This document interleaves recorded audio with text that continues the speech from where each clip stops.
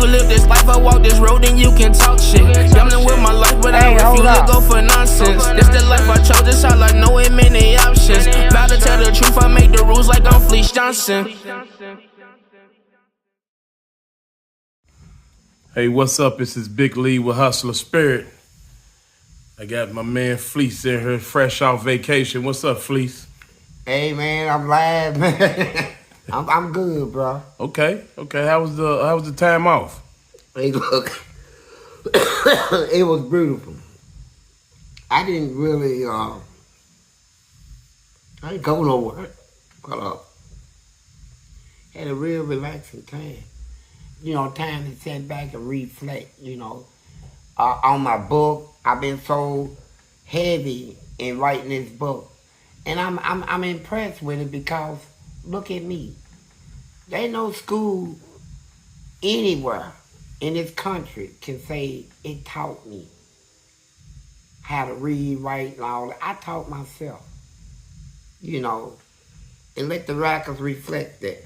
And here I am writing a book without an education, academic-wise, but And it's gonna be a 3-part series. and it's good. It's coming out good. I had problems at first when I was writing my book. I make a statement, and move on.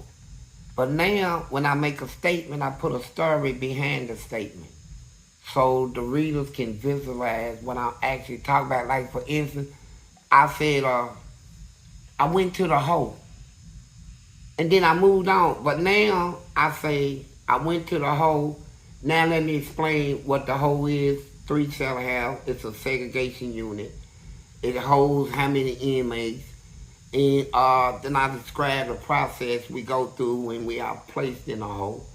And so it's giving more descriptive, you know, information on my journey through all of this, right? My trials and tribulations through this whole penitentiary thing.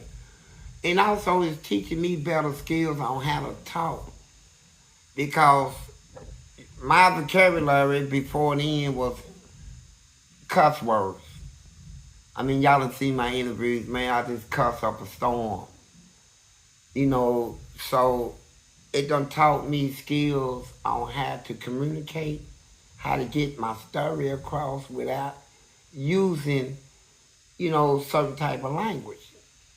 And so I adapted it. And I think y'all, you know, fans and the readers, it's motivation, right? Because so much I want to say, and it's so much that I say that I know and feel can help somebody, right? And it's struggles out here in society. And I can't wait to write a book about that. The things I see being done out here in society, in marriages, in relationships, in friendships, you know, in family disputes and upsets. See, Before we move on too far, let me ask you a question. Because since you've been more descriptive, give him a little bit of when you're in the hole so long, what actually happens to your body and not having sun, not getting sunlight. Oh, yeah. See, I'll give you a little description. Like, your complexion can be dark-skinned. You can go to the what we call the hole, lockup, segregation. And if you stay in like a period of 90 days on up, you stay in there 6 months. When you come out, your skin complexion would be yellow, from dark brown to now real light-skinned. You know, and if you light-skinned going in there, when you come out, you be borderline right there looking white. People think you a white person coming up out of.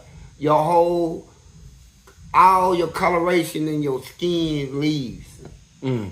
And that's how damaging. And I did 12 years in there. 12 years flat. And I remember the day that I got out of this hole. They thought I was a white person. I mean, look at my skin complexion. I mean, my skin, when I came out of that hole, it was like I was bleached. It was something like out of Michael Jackson biography, you know, with dealing with his skin thing. But, and it's damaging. So, people out here in society, y'all don't know what is created in this country, you know, that is damaging to the country. And like, for instance, there was a time in this country where we didn't even have prisons. And we didn't have them. And every felony was punishable by death. You know, they had little jails, hick-town country jails, but no prison. There was no such thing. And some religious people didn't like the fact that anytime you do something of a felony, you get hung or killed. They didn't think that was right. So they say, hey, how about building prisons and let us go in there and reform them, you know, if we can, you know. So first prison was put up, I think, in Pennsylvania, then Florida. And it came to where it's at now. But after they got the prisons up, the thing was, do they have rights? And so that was a big issue. We in prison, we don't have no rights. That's how it was ran, the prisons at first. But the Supreme Court of the United States stepped in and said, no. They don't leave their rights at the front door when they come to prison. They are still protected by the Constitution of the United States. So they start telling the prison administrations in every state, y'all can put up a prison, but y'all gonna have to conform to these standards, guidelines, and according to the Constitution. They do have rights. Now, the people that works in prison, yeah, they was first about that. Why should they have rights? You know? We got to realize that what the Supreme Court was telling them, they gonna get out someday. We don't put people in prison and pick and poke at them for 10 to 15 years, then open the cage and put them out there in society to run free like a wild animal, where they can probably get out here and just kill up everything. We put them in prison because they violated the law.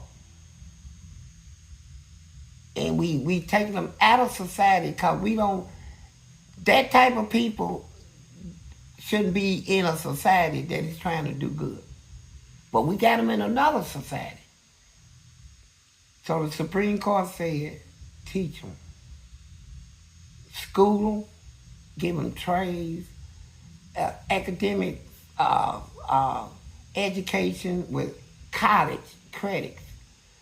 So now, inmates now has the ability to really go. You go to prison, you can take that prison experience and turn it into like you just went to college, just learn all you can learn, and it's free. You won't get that type of free learning education out here in the streets, but they give it to them in prison. And you know what? You got a lot of them in prison. I ain't going no school. I don't need none of that. And they go through their whole prison bit not learning nothing. And get out. And it's a wonder why, it ain't no big surprise why they went back. Hell, you didn't learn nothing the first time. You still in the same state of mind that, oh, okay, I made a mistake, but I know how to do it the next time. By the time you get out, they know how to catch you. even quicker than they did at first. Only thing I want society to do in my book, read my book, because my book is going to contain solutions to a lot of problems that is plaguing society right now. And the reason why society got these problems is because a lot of people, knowing the solution, don't want to tell it because they make more money off the problem and won't make nothing off the solution, right? So who wants a solution that will stop you from making millions of dollars, right? Man, the hell with the solution. Hey, Fleece, I was thinking about that lawsuit you helped the inmates win, the Kendrick versus Bland. Right. Where did that money actually? Did you actually see the money spent? No. See, here's the problem.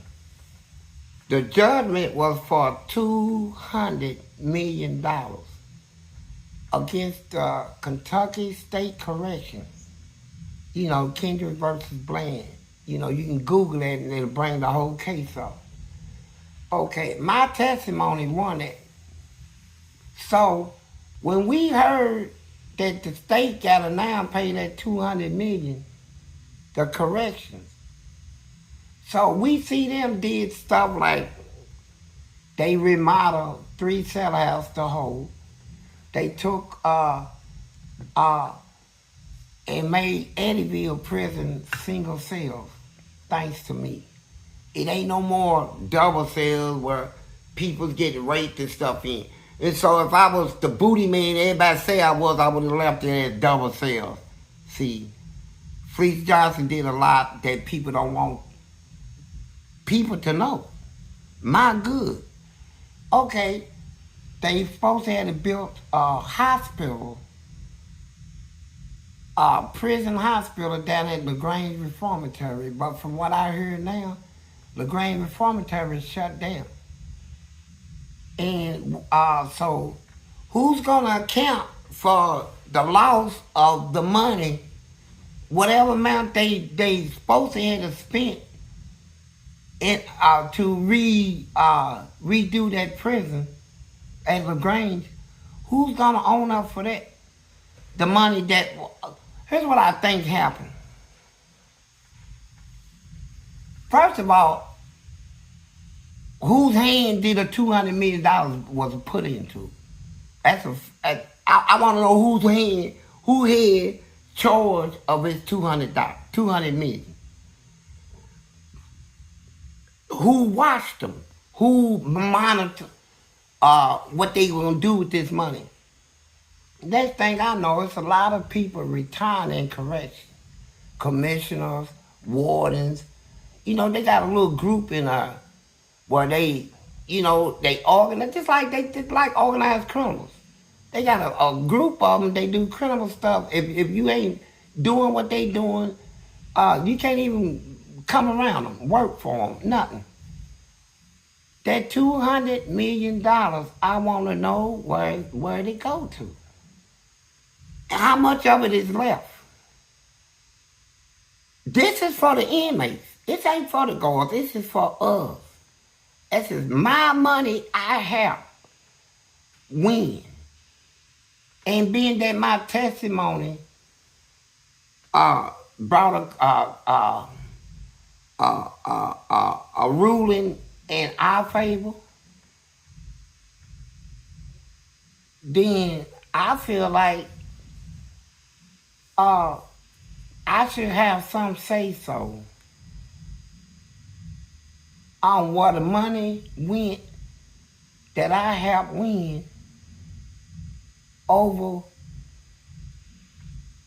the abuse and atrocities committed on me and other inmates. I want to know where that money went. And so, if you listening, FBI, anybody out there, lawyers, if you think you're good enough lawyers, you got lawyers out there that, if you can, you got people coming out of college that wants to make a name for themselves, get on the map. Take a case that will put you on the map. That's how you do it. Take the chance. Contact Hustle Spirit. Get the updates and the facts. I can assure you lawyers out there that wants to really make a name and career out of what you committed to, learn of me, and I can assure you, I have cases that you can take that'll put you on that map. All right, Fleece. A quick question for you.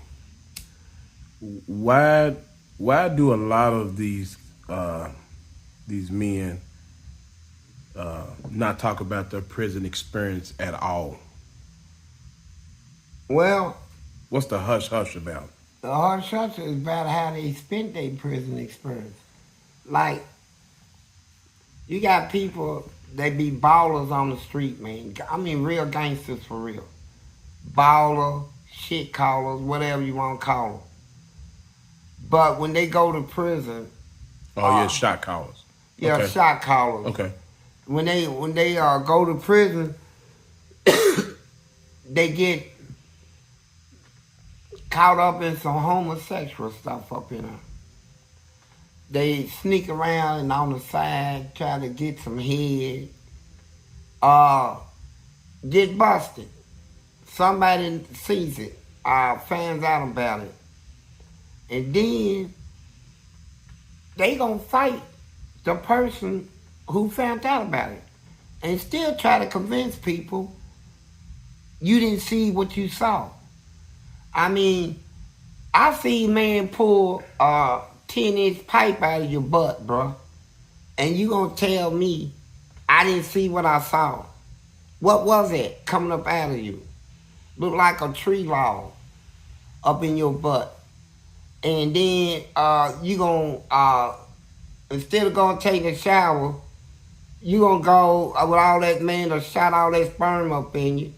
You gonna go take and put on your tennis shoes, run out there on the basketball court, throw the ball between your legs and dunk the ball, and everybody holler, all right, man. What you just did, bro. And then when you catch them, they'll fight you. Oh, why you going around lying on me? Lying on you. And then you stand up fighting them. And you know what you saw. You saw him bent over, man pulling like a tree log up out of his butt. You know, grease and lotion falling on the floor, and he's open. That stuff is open. It's like popping grease in the skillet. They be popping and stuff. I said that, look, let me tell you something. I looked up to this dude. They called him like Skywalker. He jumped so high. If he wasn't locked up, he'd probably be playing NBA. And they say he's a cute boy. Big, you know, he kept the Dr. J afro, all that.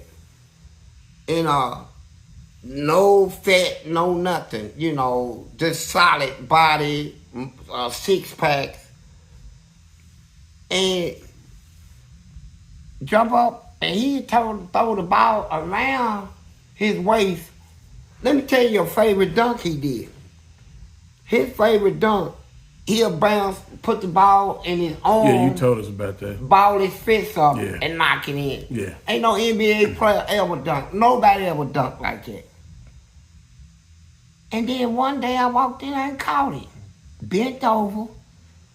And the dude that was pumping him was making his butt cheeks, they were just going flopping everywhere. Dude was pounding him with about 10 inches of pipe up his, hard. I don't even think a woman could have took that type of punishment, right? He was punishing him.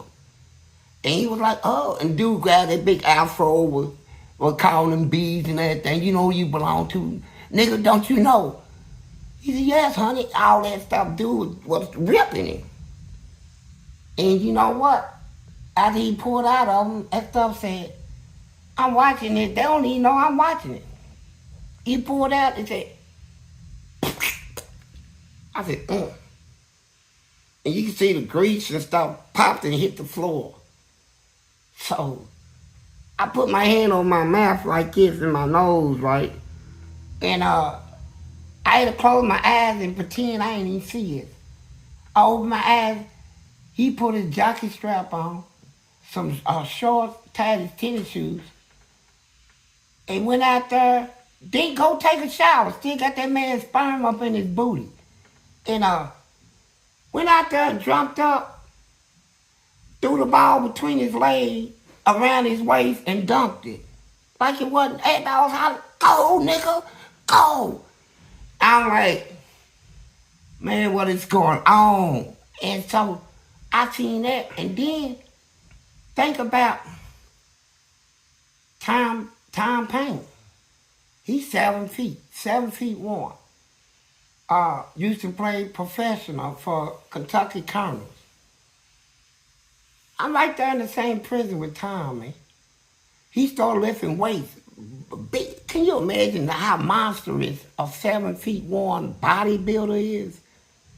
That's monstrous. And he lifted, man, he was pumping them iron. They was destroying him down on the basketball court. Them young dudes, man, they was dunking on him. Man, we finally got a pro basketball player in here. So everybody come out dunking, throwing it through their legs, all that. So he went to weightlifting. And then next thing you know, he got this sissy that was his, supposed to be his wife. So little skinny black dude, didn't look like nothing either. Walk around and he had a little bad mouth on him too. And people in my circle stood always ready to knock him out. They said Tom Payne gonna protect him. My cousin knocked Tom Payne out with one punch. Out of Cincinnati, Ohio. My cousin knocked him out. Milton Ray, that's his name. Milton Ray. And lived off of Ray Street, him and Joe Ray. They my cousin, first cousin. Knocked him out. We down the Grange, knocked Tom Payne. But here's the point.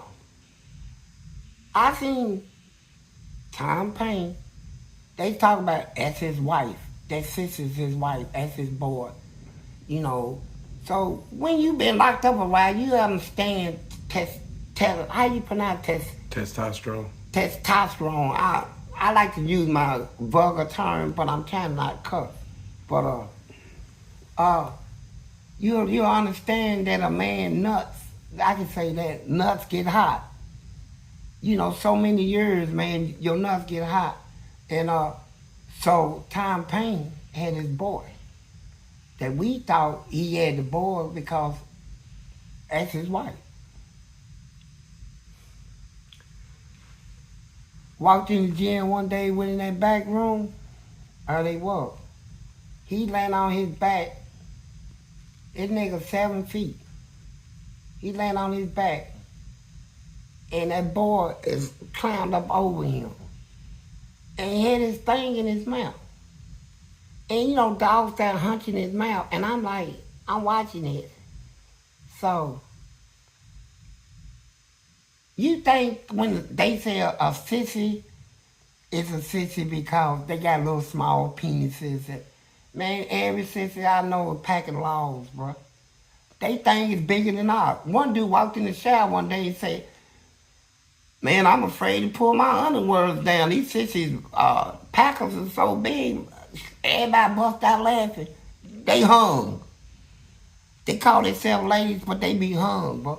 But here's the point. I had to witness this stuff. I witnessed that. And what they do, when the boy shot in his mouth, pulled it out, wiped his thing all over his face. They nasty. And then when he got up, guess what he did? I seen him on the yard. He still don't know I seen this with my own eyes, man. So I'm sitting on the bleachers, so here he come with a whole bunch of books. Muslim books on a whole bunch of different types of religion and all this stuff. He stood down next to me. He said, what's up, my brother? I said, hey, Big Tom, what's up? What's up, people? He said, I'm glad you're out here. I want to teach you something about, this is the history of this and that. And I'm sitting there trying to understand this, man, because, man, I just saw you deep throat. I just saw you deep throat something wrong in my arm. And you right now want to talk about religion. You know, you see these personalities in prison. So, now to answer your question, why they don't want to, that's why they don't want to talk about their prison experience. It's because, first let me get this right. And a lot of people going to be mad at me for saying this. But when a person tell you they living a private life, they doing something that they don't want nobody to know about. That's why it's private. They don't want nobody to get into their life because they doing something. But here's what I'm going to tell y'all. These inmates get out and you ask them about their prison experience, it's off limits. Why? Why? What did you do in there that you don't want people out here to know about? You afraid that if you talk about your prison experience, other people gonna see you and they gonna call in and say, hey, why don't you tell him this? Why don't you tell him what you was, what you did?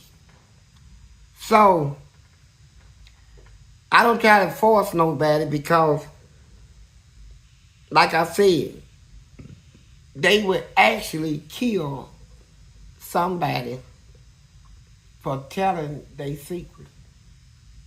You know, you can catch a person right in the act, two men doing each other, and then see one of them on the street, and he can be married to a woman that don't know nothing about all this, don't even know he even been in prison, he never been honest with her, and he run across the person that know about him. What do you think he gonna do? He gonna get paranoid thinking, oh man, I gotta take him out. I gotta take him out because he knows too much. He tell my wife that I was a girl in prison. I'm gonna lose my wife, my kids, my respect out here. First of all, you shouldn't have done what you did when you was in there. Be a man about it. You know, be able to say, hey, look, I messed up. I went in there and got caught up in some stuff. Hell, at least tell your woman. I tell your friend, because you got people that drink after people. You know, man, you know how they used to say, I don't know where your mouth been. But you got men out here that ain't never been in prison, and they make friends with people that been in prison. And I see them all the time pass the beer bottles and shit stuff like that, the beer bottles and shots, and they drink. Yeah, bro. And they don't know his lips done took down about 40 people in the penitentiary, right? You know, engulfing them.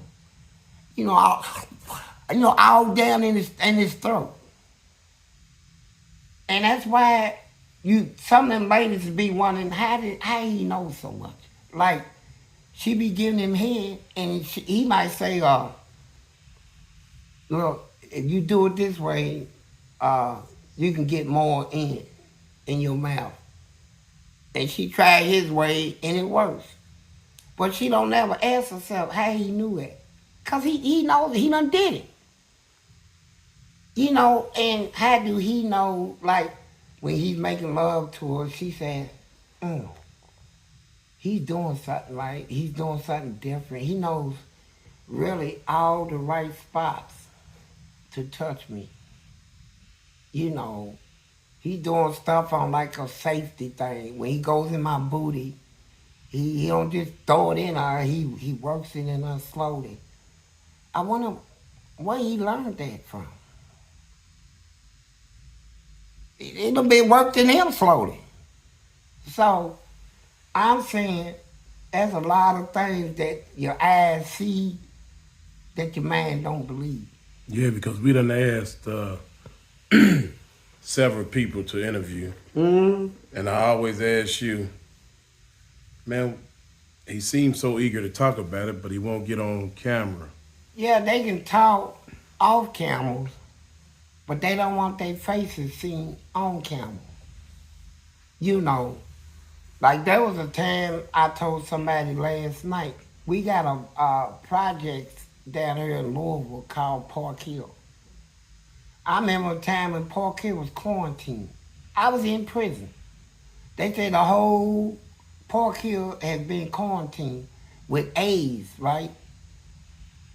I said, I knew, because I done seen the people in prison.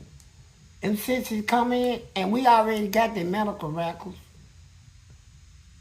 We already know what they got. And we pass it all through the prison. How y'all get the medical records? Look, you got prisoners that work in the hospitals. You got prisoners that work in administration buildings. You got prisoners that clean up all the offices in the prison. Janitors and stuff. People that the nurses sit down and talk to. And, so if you done told on somebody, I got a medical... Man, we know how to get the records, right? Mm-hmm. And so, everybody have, especially sisters come in, they want them checked out. And other sisters will come back and say, she's dirty. You better put the word out. Say she's cute and she's built. And she's dirty, meaning what? Means she got that stuff. She got AIDS. Mm-hmm. And say, but she's real cute and she's built. She's built. She got like a 22 waistline, 38 in the hips with a butt setting up on the back, big thick lips, without makeup, look just like a woman. Make most women put them to shame just looking so good. But she got that thing. And she got two things. She got AIDS and she got a wiener. So, but the guys, here's what they do. I ain't gonna believe all that. They just don't want me messing with it. And they go do it. And then some of them, even knowing that he got AIDS, the temptation to get some booty in prison, like I said, is more important than water, than life. They say, I'm all in, man. If he got that stuff, he can just, man, I got to get that. And they go do it. Mm. And pump them. I done had people sit in front of me and tell me, one dude told me, he said, look, everybody think I got HIV, AIDS. He said, I ain't got nothing. Here's my medical. He said, read this. So I looked at it. He said, what this say? I said, it said HIV not found. He said, I told you. But he didn't read what was under it. It said HIV-1 detected. See, he didn't know it. The actual HIV wasn't found, but the first stage was detected. He didn't even know. I ain't gonna sit there and argue with him, because like I say, in prison, they would actually fight you over it. So I said, if that's what he want to believe, let him believe, but he got it. And so people come out of prison, and these girls say, oh my God, he's fine. All that. Ooh, God, look at him. And they said he's been locked up a long time. I bet he ain't had none. Who's his woman? And they go through all that. But what you need to go through is he physically, medically safe to mess with? When they release you, do they release your medical records with you? Yeah, but look, here's the thing about it. You got to know the incubation period for even diseases have incubation period, which common cold from 1 to 3 days. If you got it, it's going to develop between 1 and 3 days, the symptoms. AIDS, 1 to 10 years. I can mess with somebody with AIDS and go down there for 4 years straight and take an AIDS test, and it won't show. It's still going through its incubation period. Then after 10 years, before it get to 10 years, pop, I got it. I had it then. See, here's the thing about this stuff. People is taking chances nowadays. You know, me, I'm honest. People ask me about my prison experience. I tell you, I don't have no problem with that. Did you mess around in it? Yeah, I did. You was gay? Yeah. Why you stop? I tell them. It ain't for me. It ain't the life for me. But I have did it. I experienced it. So, you got other people now. Can't nobody say nothing about me. Hey, police. Yeah, heard you getting ready to make a lot of money, man. Millions. I know what you did in prison, man. So cut me in. I'll be like, man, are you serious? Anything I ever did, I can talk about it. And if I did it, I can confess it. Anything. I don't care what it is. Yeah. Because first of all, I don't care what you think. Second of all, I don't live my life to win the respect of anybody. Because your respect don't buy my food. It don't put no food on my table, clothes on my back, or shoes on my feet, or a roof on my head. So your respect, as far as I'm concerned, is of no value to me. So why should I try to win your respect when it don't mean nothing to me? So now, I love y'all and I miss talking to y'all. Like I said, I was on vacation and I'm writing a book. And the book it's there, man. It's a roller coaster. I can tell you, I done let 2 people check out some chapters, and they was like, oh my God, bestseller. But it ain't for them to determine that. The people who ever do books do that. But the point of it is, it has generated a lot of attention, and I got things in this book that is people don't speak on. So I'm busting everything out, right? I'm putting the truth out there, and if a person don't like it, sorry about it. About your luck. It's not gonna stop. So be sure to be on the lookout for the book. Now, the title of the book is what I'm stuck on. What would I call it?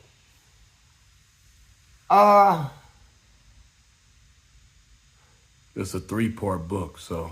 I don't. Well, it's a 3-part series. Book 1, that's what he's stuck on tonight. I shouldn't be stuck on it because the title should be according to the book. You know, what the book is about. You know, truth. You know, me telling the truth. Me telling the truth. Maybe that should be the name of it. Me telling the truth. By Fleece. Me telling the truth. I mean, it's just that simple. Cause that's what's in our truth, right? I got some stuff in our that people, like I said, people that is academically educated, that study history, that think they know all history. But see, I touch the spots that they don't even touch. You know, like for instance, you got black people, when they tell their history at meeting white people. See, they start from there. See, the history between whites and blacks, they only go back as far as slavery. The taking from your country to their country. That's as far back as they go. All the history people that's supposed to be overflown, overfilled with knowledge of, why do they stop at the white man? See, our history go past it. So let's take it all the way back. See, and that's what I did. I took it all the way back so you can see who our people really was, right? They was not who people try to put them on a pedestal to be. They was foul. They were so foul that God wanted to wipe them out. And so the things that happened to my people happened as a result of my people turning their back on their God and worshiping false gods and doing all the things that they was doing. And God had already told them, when you do that, I'm going to take a people you ain't never seen, bring them to your country. They're going to take you out of there to their country and make you slaves. And after so many hundreds of years, I'm going to create a situation. When you come back to me and start praising me as God, I'm going to create a situation that's going to deliver you from that slavery. And the people that did it to you, I'm going to be the one to judge them. It's not for you to judge. See, they can't take it back that far. Nobody wants to take it back that far. They want to stop it. Look at what white people did. Look what you did to your own people and to your own self before you even met a white person. How was you living before you even met white people? You know, did you have cities and all that? Go over in Africa, you still almost don't have nothing. You know, so I want people to see past where people stopped. So my book is filled with that, going to the root of anything. You mean of your past? Period. I go past, just like that part where I talked about the Bible. Where did people stop at? Jesus. Where did they stop at? Jesus. Moses, Jesus. I go past it. You talk about heaven and hell, I go past that. I go past and I tell people what no church ever tell their congregation or nobody. But the Bible said it, that they fought a war up in heaven. The very place that everybody claimed they want to go. My mama go there, my daddy's there and all that. That there was a war up there between angels. And I said, angels? I thought that was a holy place. I thought they don't do all that we do down here on earth, right? You got angels up there that one angel has a whole group of angels. Another angel got their group of angels. And they up there fighting and running their mouth at each other, complaining. I said, and this is the place y'all call the place to go to? See, I go past things that people don't want to even go past because they want you to only see one side. They don't want you to see the other side of the coin. You know. So my book is full of history. You know, it's full of solutions. And really,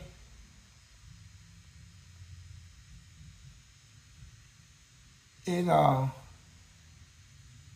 is very knowledgeable. It contains knowledge that is not even touched on in this world. Knowledge. And that knowledge is coming from a person, remember, without education, never been taught by no school. So, who you think taught me?